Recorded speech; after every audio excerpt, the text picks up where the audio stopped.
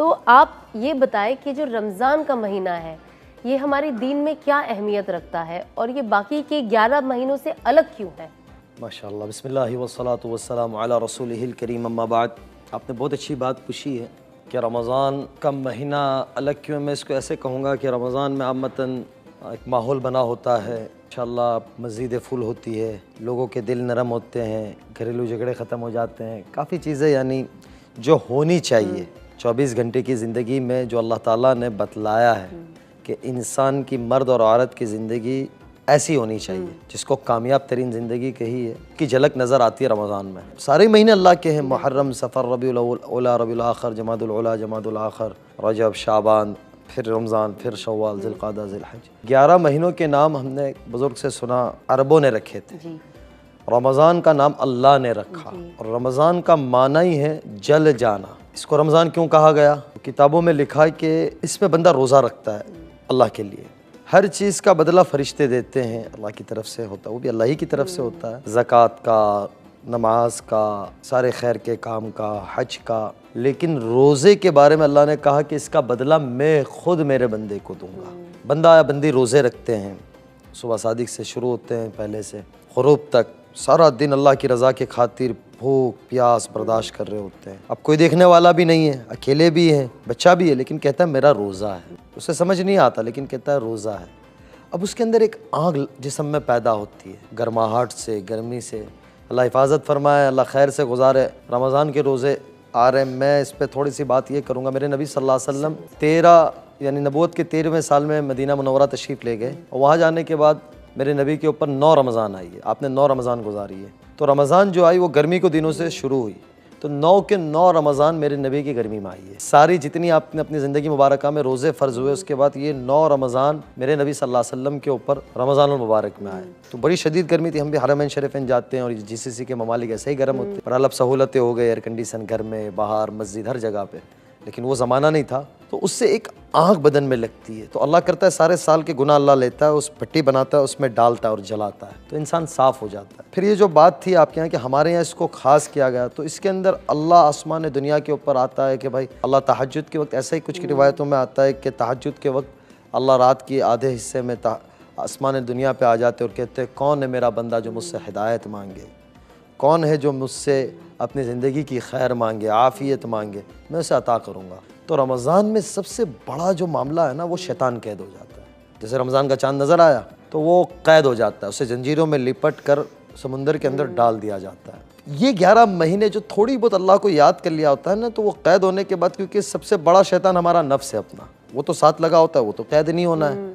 वो इतना मोटा हो गया होता है और उस पर गुबार गुनाहों का अंबार इतना लग जाता है। अल्लाह हम सब की हिफाजत फरमाए। लेकिन अल्लाह बड़े गफूरुर रहीम है। मैं बार बार ये कहूँगा, हमारे हज़रत कहते हैं कि अल्लाह बड़े गफूरुर रहीम है। अल्लाह एक छोटी सी चीज़ को माफ़ कर देते हैं, यानी छोटी सी दुआ के ऊपर, छोटी सी तौबा के ऊपर अल्लाह बड़ी चीज़ें माफ़ कर देते हैं। लेकिन वो नफ्स के ऊपर ऐसी होती है कि बहुत से लोग जुमा भी नहीं पढ़ते, कुछ जुमा होते हैं, और बहुत से कहते हैं कि भाई जुमा नहीं रमज़ान पढ़ेंगे। कुछ होते हैं कि ईद, कुछ तो होते हैं कि जो ईद भी नहीं पढ़ते। हमने काफ़ी जगह सफ़रों में देखा, कुछ ऐसे लोग मिलते हैं जो अपनी ज़िंदगी की दास्तान बतलाते हैं। लेकिन रमज़ान में जो आम तौर से माहौल हो जाता है ना, कि हर बंदा पहली तरावी के अंदर से फुल होता है, नमाज में आ जाता है, चाँद नज़र आता है, मस्जिदें फुल हो जाती है। लोग अल्लाह के रास्ते में 10 रुपये खर्च कर रहे होंगे, वो 100 देंगे, 100 कर रहे होंगे 1000 देंगे।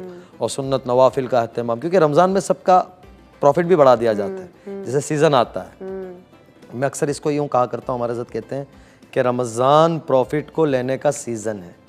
अब माशाल्लाह आप अबाया के काम में, तो आप लोगों के भी सीज़न होते हैं कि भाई ईद, दोनों ईदें सीज़न है कपड़े वालों का, और त्यौहार सीज़न है, शादियों का टाइम सीज़न है, हज सीज़न है। तो ये सारे सीज़न होते हैं कि गर्म हवाएं चलती है तो भाई कपड़ा, पतला कपड़ा बेचने वालों का सीज़न आता है। सर्द हवाएं जो अभी गुज़िश्ता सर्दियाँ गुजरी है तो क्या सर्द कपड़ा चलने वालों का सीज़न आ जाता है। तो रमज़ान हिदायत का सीज़न है, और अल्लाह के यहाँ समझने वाली बात है कि हिदायत सबसे बड़ी नेमत है और ईमान सबसे बड़ी दौलत है। जो अल्लाह ने हमें ईमान तो दिया है माँ के पेट से कि ला इलाहा इल्लल्लाह मुहम्मदुर रसूलुल्लाह, लेकिन अब इस ईमान के साथ हिदायत को भी लेना है, तो ये नेमत है। और ये रमज़ान ये सीज़न है कि भाई एक नमाज 70 नमाज पे चली जाती है और नवाफिल फ़र्ज़ के कायम मकाम हो जाती है। तो ये सारी चीज़ों की वजह से रमज़ान की अहमियत बढ़ जाती है। और फिर शैतान इधर कैद हो रहा होता है, मैंने जो बात कही शुरू में, अब किसी को जंजीर में लिपट के डाल देंगे तो चल तो नहीं पाएगा, वो कैद हो जाता है। तो माहौल थोड़ा सा साजगार हो जाता है कि लोग काफ़ी माशाल्लाह बदल जाते हैं। और पिछले सालों से कुछ देखा गया कि माशाल्लाह माहौल और ख़ूबसूरत होता है। तो रमज़ान का जो मतलब ये है ना कि रमज़ान ये हिदायत का महीना है, ये कुरान का महीना है और ये ईमान के बनाने का महीना है। और मेरे नबी सल्लल्लाहु अलैहि वसल्लम जो है ना रजब से दुआ सिखाते थे। आपने भी शायद उसके ऊपर कुछ क्लिपें बनाई थी कि रजब से कहते थे अल्लाहुम्मा बारिक लना फ़ी रजब व शाबान व बल्लिगना रमज़ान, कि अल्लाह मेरे रजब और शाबान में बरकत नसीब फरमा और रमज़ान में दाखिल करा दे। फिर एक रिवायत में आता है कि सहाबा कहते कि हम एक दिन बैठे हैं और अल्लाह के रसूल सल्लल्लाहु अलैहि वसल्लम ने फरमाया कि वो आ रहा है, वो आ रहा है। सहाबा कहने देखने लगे, बोले कोई तो आ नहीं रहा है। तो क्या या रसूलल्लाह जिब्रील आ गए, कोई वही? बोले नहीं वो आ रहा है। बोले कौन आ रहा है? बोले रमज़ान आ रहा है।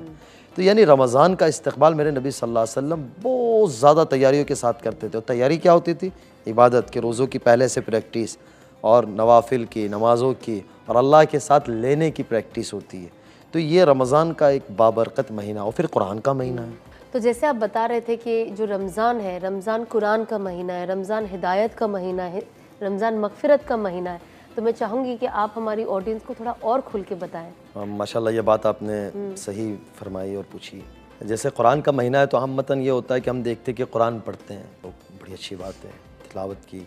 कुरान अल्लाह का किताब है, हिदायत के, हुदल लिल मुत्तकीन, कि ये हिदायत की किताब है किन के लिए? मुत्तकियों के लिए। मुत्तकी किसको कहते हैं? मुत्तकी परहेज़गार को कहते हैं। और कुरान में अल्लाह ने अपनी शुरुआत जो की है कि अल्हम्दुलिल्लाह रब्बिल आलमीन, मैं आमतन कहता हूँ कि अल्लाह अपना तारुफ़ कराते हुए कुरान को शुरू किया। और दिन में 5 दफ़ा हमसे इक़रार करवाते हैं कि आलमीन का रब हूँ मैं, सारे आलम का रब हूँ। मुसलमानों और मोमिनीन का रब नहीं कहा, पूरी दुनिया कायनात को अल्लाह ने कहा कि मैं रब हूँ। तो इससे पता ये चलता है कि सारी दुनिया का निज़ाम अल्लाह ताला अपनी रुबूबियत से चलाते हैं और अल्लाह ही के हाथ में सारी दुनिया के इंसानों का मामला है। तो माशाल्लाह हमने देखा, पढ़ा अपने बड़ों के बारे में, उनके